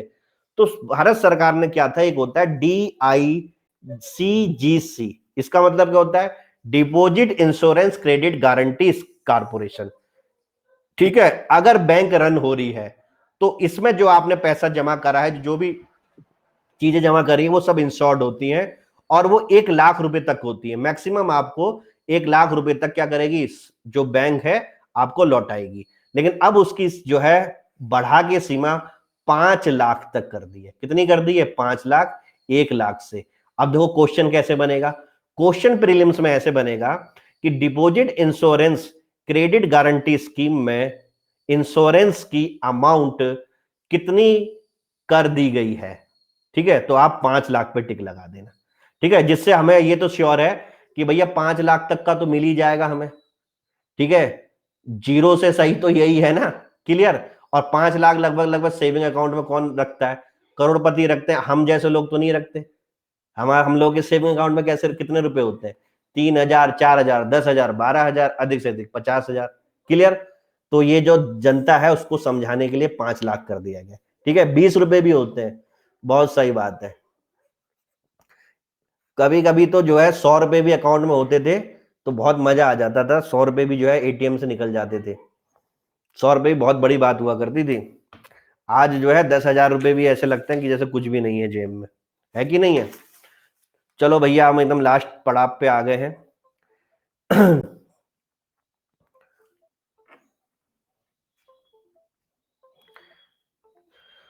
फिस्कल डेफिसिट, देखो फिस्कल डेफिसिट इस बार क्या है, बहुत ही ज्यादा क्या है आपका, क्या कहते हैं, कंफ्यूजिंग है। क्यों कंफ्यूजिंग है? कि कोरोना ने सब कुछ हालत खराब कर दी। कोरोना ने सब कुछ हालत खराब कर दी, तो जो भी हमारा बजट एस्टिमेट आएगा वो बहुत ही गंदा वाला आने वाला है। ठीक है ना? क्लियर? 2020-21 की बात कर रहा हूं मैं। क्लियर? 2020-21 का जो भी एस्टिमेट आएगा, जो भी रिवाइज एस्टिमेट आएगा, बहुत ही गंदा वाला आएगा। लेकिन जब बजट प्रस्तुत किया गया था तब के मैं टारगेट लिखवा देता हूं, मेरे ख्याल से क्वेश्चन बनेगा नहीं, क्योंकि उनको भी पता है कि अब ये बहुत ही डिस्टॉर्ट हो गया है। फिर भी आप लोगों की आत्मा की खुशी के लिए लिखवा देते हैं भैया, 2018-19 का रिवाइज्ड एस्टीमेट जो आया था। ठीक है, रिवाइज एस्टीमेट में फिस्कल डेफिसिट जो था 3.4% था। क्लियर? और ये सब क्या होते हैं? परसेंटेज ऑफ GDP होते हैं। 2019-20 में यही बजट एस्टीमेट किया गया था, कितना? 3.3 का। कितना किया था? 3.3 का। और मैं बता रहा हूं ये अब कोई बड़ी बात हो नहीं सकती कि जब आप दोबारा रिवाइज एस्टिमेट हो तो ये 3.8 या 4 के आसपास हो। समझ में आ गया? क्लियर? तो यही दो रिसेंट हमारे पास डेटा है, इससे बड़े डेटा हमारे पास नहीं है। तो आप भी इन्हीं डेटा से क्या करें, अपने आप को संतुष्ट करें। क्या मेरी बात सबको समझ में आ गई? किसी को कोई दिक्कत, कोई परेशानी? क्लियर? तो सभी बच्चे जो है एक बार जो है अपनी जो है आंखें बंद करें, एक छोटी सी एक्सरसाइज करते हैं। वट एवर वी रेड, ठीक है, उसको फटाफट एक तगड़े तरीके से रिवाइज कर देते हैं। ठीक है, अब आपकी मर्जी, आंख खोलो चाहे बंद करो, मुझे दिख नहीं रहा, लेकिन आंख बंद करोगे तो ये अच्छी एक्सरसाइज होती है, 80% याद हो जाता है। स्टार्ट करें, से यस और नो? क्लियर? तो भैया मेरे साथ जोर जोर से बोलते रहना अपने अपने मन मन में जो भी चीजें हमने पढ़ी है। तो सबसे पहले हमने आज क्या पढ़ा भैया अपने बजट में, कि सबसे, आंख बंद करो, बोलो, सबसे ज्यादा पैसा कहां से आता है? तो वो आता है सबसे पहला पैसा बारोइंग से। दूसरे नंबर पे कहां से आता है? कारपोरेट टैक्स पे। तीसरे नंबर पे कहां से आता है? जीएसटी से। ठीक है, ऐसी रुपीस ज्यादा कहां पे है? तो सबसे ज्यादा जाता है कहां पे? स्टेट के शेयर में। फिर उसके बाद जाता है इंटरेस्ट ड्यूटी में। क्लियर? फिर उसके बाद जो है हमने पढ़ा था आपका कि इस बार बजट में एक डेटा आया कि 2006 से लेके 2016 तक 271 मिलियन लोगों की क्या हुई? गरीबी कम हुई। क्लियर? हमारा जो बजट था इसका इस बार जो है थीम जो थी वो था ईज ऑफ, क्या था? Ease of living. और इस पे 4 सब थीम थी। पहली थीम थी एस्पायरेशन इंडिया, दूसरी थी इकोनॉमिक डेवलपमेंट फॉर ऑल, और तीसरी थी क्या? हमारी केयरिंग सोसाइटी। फिर उसके बाद हमने इनकम टैक्स के स्लैब देखे थे। 15 लाख से ऊपर 30%, 12.5 से लेके 15 लाख तक 25%, 10 से 12.5 तक 20%, 7.5 से 10 तक 15%, 5 से 7.5 तक 10%, 2.5 से 5 तक 5%, और 2.5 लाख तक कोई टैक्स नहीं। फिर हमने देखा था प्रधानमंत्री कुसुम योजना से हमें 20 लाख किसानों को जोड़ना था। फिर हमने देखा था मिल्क की प्रोसेसिंग कैपेसिटी 2 गुना बढ़ा देनी है 2025 तक। फिर हमने देखा था किसान रेल और किसान उड़ान दो नई चीज है। किसान रेल क्या होगी? डेडिकेटेड रेल जो एग्रीकल्चर प्रोडक्ट को लेके जाएगी, और किसान उड़ान डेडिकेटेड एयरप्लेन जो एग्रीकल्चर कमोडिटी का ट्रांसफर करेंगे। फिर हमने देखा था सेल्फ हेल्प ग्रुप को क्या दे देगी? ये परमिशन दे दी गई कि छोटे मोटे आप स्टोरेज बनाओ जिससे किसान का प्रोडक्ट किसान के गांव में ही स्टोर हो जाए। फिर हमने एग्रीकल्चर क्रेडिट का टारगेट दिया था, जो क्वेश्चन 100% आना है, 15 लाख करोड़ का इस बार टारगेट है। फिर हमने देखा था ब्लू इकोनॉमी में फिशरीज में 1 लाख करोड़ का वैल्यू वाइज टारगेट है 2024-25 तक एक्सपोर्ट करने का। 500 जो है एफपीओ बनेंगे, जिसको बोलता है fish farm producer organization. 200 lakh ton का टारगेट है एक्सपोर्ट का क्वांटिटी वाइज 2022-23 तक। क्लियर? फिर उसके बाद हमने देखा था कि हमारा जो है डेट, उधारी जो है आज की तारीख में जीडीपी की 48.7% हो गई है। 16 पॉइंट एजेंडा दिया था रूरल डेवलपमेंट के लिए। क्लियर? फिर उसके बाद हमने देखा ओडीएफ प्लस जो है ये क्या हुआ है? इंप्लीमेंट हुआ है। फिर हमने देखी थी एक निर्भीक स्कीम आई थी, जो किसके लिए है? एग्रीकल्चर जो सॉरी एक्सपोर्ट जो क्रेडिट होता है उसके डिसइन्वर्समेंट के लिए है। फिर उसके बाद हमने देखी थी इंफ्रास्ट्रक्चर पे 100 लाख करोड़ का क्या है? इन्वेस्टमेंट का टारगेट रखा गया है, जिसमें से 102 लाख करोड़ का नेशनल इंफ्रास्ट्रक्चर पाइपलाइन प्रोजेक्ट का प्रावधान कर दिया गया है। फिर हमने देखा था कि पोर्ट्स में क्या है? एक मेजर पोर्ट को कारपोरेटाइज करेंगे और उसको क्या करेंगे हम? किस पे? स्टॉक एक्सचेंज पे लेके आएंगे। 100 नए एयरपोर्ट बनेंगे उड़ान स्कीम के अंदर 2024 तक। अर्थ गंगा, प्राइम मिनिस्टर जी का कॉन्सेप्ट कि गंगा के किनारे क्या करो? इकोनॉमिक एक्टिविटी करो। भारत नेट से 1 लाख गांवों को हमें जोड़ना है। Indian Institute of Heritage and conservation बनेगा, किसके अंदर? मिनिस्ट्री ऑफ कल्चर के अंदर। और 5 जो है हमने आइकॉनिक साइट पे क्या बना है? इन क्या बनाएंगे? ऑन साइट म्यूजियम बनाएंगे, जिसमें 5 साइट कौन सी है? एक है राखीगढ़ी हरियाणा, उत्तर प्रदेश का हस्तिनापुर आया है, आसाम का शिव सागर आया है, गुजरात का धौलावीर आया है, तमिलनाडु का क्या है? अदिल चालूर आया है। मैरीटाइम म्यूजियम कहां बनने वाला है बच्चों? लोथल में बनने वाला है। Clear? DICGC deposit insurance credit guarantee scheme 1 lakh से बढ़ा के कहां पे कर दी गई है? आपकी 5 लाख तक कर दी गई है। यहां तक समझ में आ गया? कोई दिक्कत? क्लियर? फिजिकल डेफिसिट हमने देख लिया 3.4 और 3.3। अब लास्ट में जो है जीडीपी का भी देख लो। वैसे जीडीपी का भी क्या है? डिस्टॉर्टेड आएगा। आपको पता है कि पहली बार जो है कितने साल बाद निगेटिव में ग्रोथ आई है कि नहीं है, -24 के आसपास। तो अब जीडीपी की ग्रोथ भी आएगी टेढ़ी मेढ़ी, लेकिन फिर भी जब बजट प्रस्तुत किया था तो क्या टारगेट किया गया था कि 2018-19 लिखो, क्योंकि अब पुरानी पूछने लग गए वो। 2018-19 की थी 6.8%, 2019-20 की 2019-20 की जो थी आपकी 5%, और 2020-21 का एस्टिमेट जो है वो किया गया था 6 से 6.5% जीडीपी। ये क्या है आपकी जीडीपी, ठीक है। लेकिन अब रियल में क्या आएगी, तो रिवाइज एस्टिमेट आएगा मेरे ख्याल से 6.5% के आसपास से, मेरे ख्याल से ये आनी चाहिए 4 से 5% के आसपास। वो तो फ्यूचर बताएगा कोरोना कब तक चल रहा है, हो सकता है कि 4 से भी नीचे आ जाए, लेकिन मेरा जो अपना इकोनॉमिस्ट वाला आइडिया है वो 4 से 5% के बीच की डिजिट कर रहा है आज की तारीख में।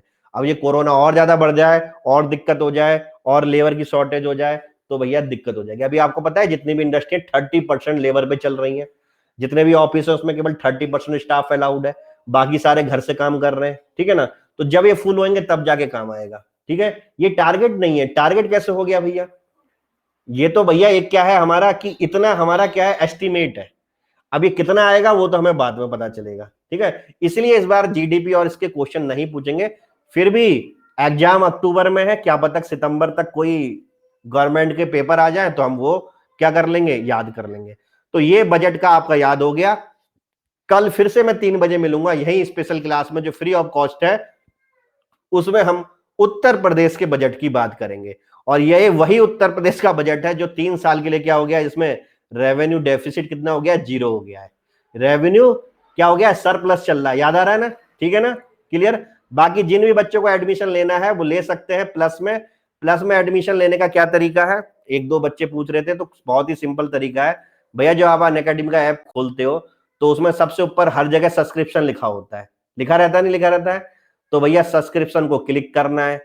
जैसे सब्सक्रिप्शन को क्लिक करोगे 12 या 24 महीने वाला चुन लेना है। चुनने के बाद तुरंत नीचे आपको एक रेफरल कोड का बॉक्स मिलेगा, वहां पे MKS लाइव टाइप कर देना है। उसके बाद यहाँ पे अप्लाई होगा, उसको टिक कर देना है।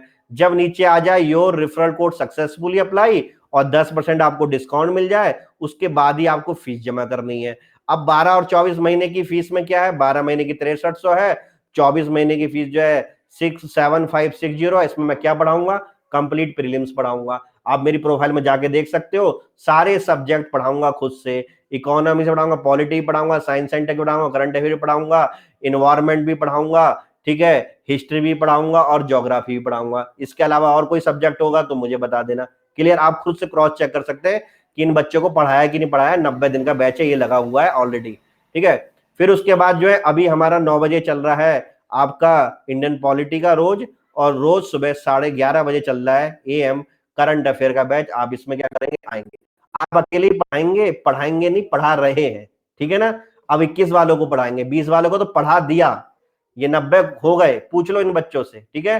अपने लेवल मुझे जो है ऐसा नहीं कि भाई पॉलिटी पढ़ा दूं फिर इकोनॉमिक्स, अपने लेवल पे खुद ही पढ़ाता हूं और खुद ही रिजल्ट लगवाता हूं, ठीक है ना। तो फिर मेंस का भी सुन लो, फिर आप पूछोगे ये भी अकेले पढ़ाओगे, जीएस मेंस में खुद देखो ना, जाके चेक करो। पेपर 2 का कोर्स लगा हुआ है, ऑलरेडी पढ़ा दिया है बच्चों को। पेपर 3 का लगा हुआ है, ऑलरेडी पढ़ा रखा है। पेपर 1 का लगा हुआ है, ऑलरेडी पढ़ा रहा है, और ये अपकमिंग है, मतलब ये 11 नवंबर से स्टार्ट हो रहा है। हो गए 4 मेंस के, 1 2 3 4। अब आप बोलो ये भी आप अकेले पढ़ाओगे, तो पढ़ाओगे नहीं, पढ़ा रहे हैं, ठीक है ना, क्लियर। हाँ ये 2020 वाले तो आने वाले हैं, ठीक है, ये 2019 वाले थे। फिर उसके बाद जो है आगे देख लेते हैं।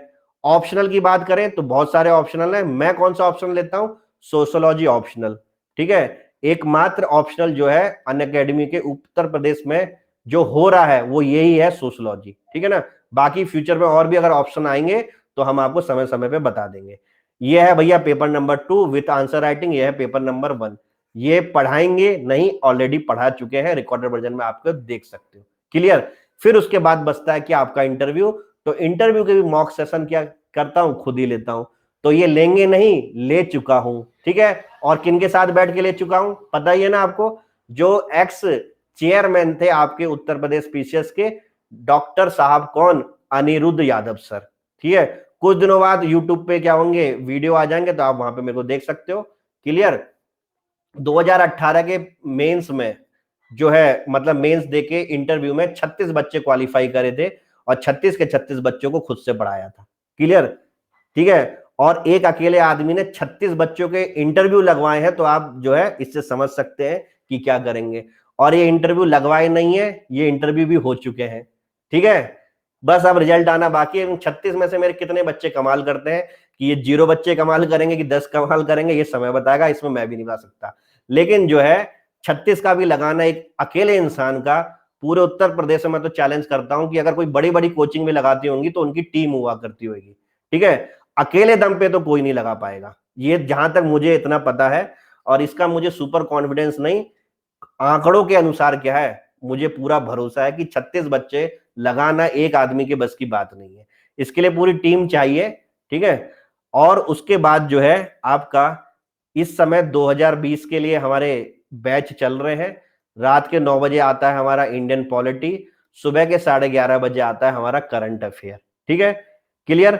और 2021 के लिए भी क्या है, बैच स्टार्ट हो चुके हैं। तो भैया आप MKS लाइव रेफरल कोड से 12 महीने और 24 महीने के कोर्स में जुड़ सकते हो। ये केवल और केवल क्या है रागिनी जी, प्लस पे है। ठीक है, ओनली फॉर प्लस। ठीक है, ये स्पेशल क्लास थी जो मैंने आपको करा दी। ठीक है, तो जब भी आइए, रेफरल कोड MKS लाइव है। और ये भी बता दूं कि ये रेफरल कोड भी आपको 10% डिस्काउंट ही देता है, जैसे सारे देते हैं, लेकिन मैं कभी डिस्काउंट की बोलता नहीं हूं। ठीक है, तो कमिटमेंट बस मुझे ये, जॉब वाले हो तो 3 घंटे पढ़ सकते हो, और नॉन जॉब वाले तो 7 घंटे पढ़ सकते हो। तो मुकेश कुमार सिंह की क्लास आपके लिए क्या है, बहुत ही वैल्यूबल है। अदरवाइज जो है 3 और 7 घंटे अगर आप नहीं निकाल पा रहे हो तो भैया तैयारी जो है करिए, लेकिन मेरे से मिलके ना करिए। ठीक है ना, क्योंकि मेरे में आ गए तो फिर तो भैया मैं क्या करूंगा, अपने लेवल से पढ़ाने की कोशिश करूंगा। जॉब वाले हो तो 3 घंटे निकाल सकते हो। ठीक है ना, clear? Sir is very much efficient, वो तो जो है वो बात अलग है। ठीक है ना, बाकी आप लोगों की मर्जी, मैं आपको किसी को नहीं कर रहा फोर्स, लेकिन खाली एक छोटी सी बात कहना चाह रहा हूं, समय आने पे, यानी 1-2 महीने बाद जल्द आ जाएगा। ठीक है ना, आपको खुद समझ में आ जाएगा कि क्या कहते हैं, काश हम अगर पहले जुड़ जाते तो काफी फायदे ले लेते। जैसे हम इस समय देख रहे हैं बहुत सारे बच्चे जुड़ रहे हैं, लेकिन बच्चों अब आप बताओ कि 11 अक्टूबर को एग्जाम है और सितंबर में आप जुड़ रहे हो, तो 2020 कैसे क्वालिफाई कर पाओगे? खुद सोचो। जो 2021 के जुड़ रहे हैं तो बहुत अच्छी बात है, और मैं फिर बता रहा हूं, अगर आप 2021 के लिए सोच रहे हो तो आंख बंद करके अभी से जुड़ जाओ, क्योंकि ये सिलेबस बहुत ब्रॉड है। ठीक है, और मैं बहुत ब्रॉड लेवल में पढ़ाता हूं, मैं कोई चीज नहीं छोड़ता हूं। आपके पास समय कम पड़ जाएगा। क्लियर? तो 2021 वाले तो आंख बंद कर, इनफैक्ट मेरे बैच में तो 2023 के बच्चे अभी से जुड़े पड़े हैं। ठीक है ना, तो 2021 वाले तो बिल्कुल गलती ना करें जो 2020 वालों ने करी थी।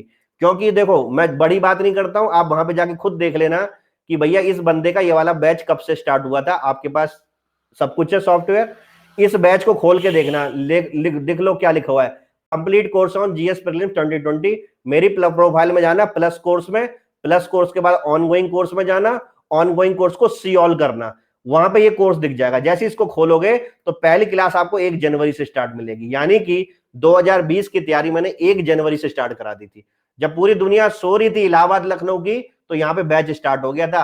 14 दिसंबर को आपका प्रीलिम्स हुआ था, जस्ट 15 दिन के अंदर नया बैच डाल दिया था। और ये बैच जो है कोई एक सब्जेक्ट का नहीं, सारे सब्जेक्ट है इसमें, सारे सब्जेक्ट से खोल के देखना। ठीक है, तब मैं चिल्लाता था कि बच्चों जुड़ जाओ जुड़ जाओ, बच्चे घूमते रहते थे, अनअकैडमी पे है स्पेशल क्लास में, प्लस में नहीं आ रहे, या जो ऑलरेडी प्लस में है तो वो क्या कर रहे हैं, इधर उधर भटक रहे हैं। धीरे धीरे धीरे धीरे उनको पता चला, फिर इस बैच की संख्या हो गई 400, 500, 600, आज ये 750 प्लस बच्चों का बैच हो चुका है, सबसे बड़ा बैच। समझ में आया? क्लियर? और लेकिन उसमें जो भीड़ आई है लास्ट के 2 महीने में आई है, उस भीड़ का मैं भी क्या करूं भैया, मैं तो 1 जनवरी से स्टार्ट करा था ना। ठीक है ना, ये एग्जाम टाइम मांगता नहीं मांगता, मेरे पास जादू की छड़ी तो है नहीं कि 11 अक्टूबर वाला आपका क्लियर करा दूं। यही भीड़ को जब मैं समझाता तो समझ में नहीं आता था, अब वो भीड़ कहती है नहीं सर आंखें खुल गई हैं, भटक गए थे, या सर नहीं ले पाए सब्सक्रिप्शन, अब तो कर लो। तो मैं कहता हूं क्या, 2021 आपके लिए, 2020 नहीं है, क्योंकि झूठा नहीं बोल सकता मैं। केवल प्रीलिम्स क्वालिफाई कराना मेरा मकसद नहीं है। ठीक है, या मैं केवल प्रीलिम्स का टीचर होता तो मेरा मकसद होता कि प्रीलिम्स क्वालिफाई करा दो। ठीक है ना, अब ऐसे ही देख लो, आज कितनी, कौन सा महीना चल रहा है, अगस्त का महीना चल, सॉरी सितंबर का चल रहा है। मैंने 2021 का बैच अनाउंस कर दिया है। अब आप नहीं आओगे, और फिर मार्च में जब एग्जाम होने वाला होगा 2021 का, मार्च अप्रैल में, अब आप जनवरी में आओगे तो मैं कैसे आपको क्वालिफाई करवा दूंगा 2021? फिर मैं क्या बोलूंगा, बेटा 2022 की तैयारी करो। समझ में आ गया? तो मैं फिर ये कह रहा हूं कि भैया 2021 वाले आंख बंद कर ज्वाइन कर ले, और बहुत सारे बच्चे ज्वाइन कर रहे हैं, ठीक है। और रेफरल कोड के लिए क्यों कहते हैं ये भी मैं बता दूंगा आप लोग नए बच्चों।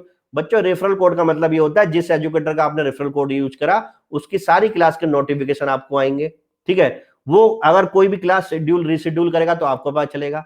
और तीसरी बात, जब आपने ये रेफरल कोड यूज करा है यानी कि आप उस टीचर को अपनी जिम्मेदारी दे रहे हो कि हम आपके कहने पे अनअकैडमी पे आए हैं और आपने जितने ही वादे करे अब आप पूरे कराओ।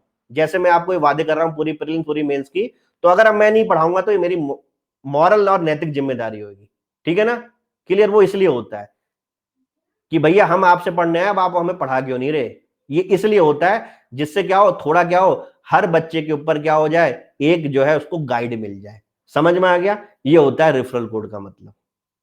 अब क्या होता है, लोग क्या होता है दुनिया भर के रेफरल कोड यूज कर लेते हैं, फिर मेरे पास आते हैं कि सर अब मेरे को गाइड करो। तो यार मेरे को भी एक जवाब देना पड़ता है कि मैं इतने बच्चों का बैच लेके चला रहा हूं, इतने बच्चों में मेरे को इतने सबका रिव्यू देना पड़ता है।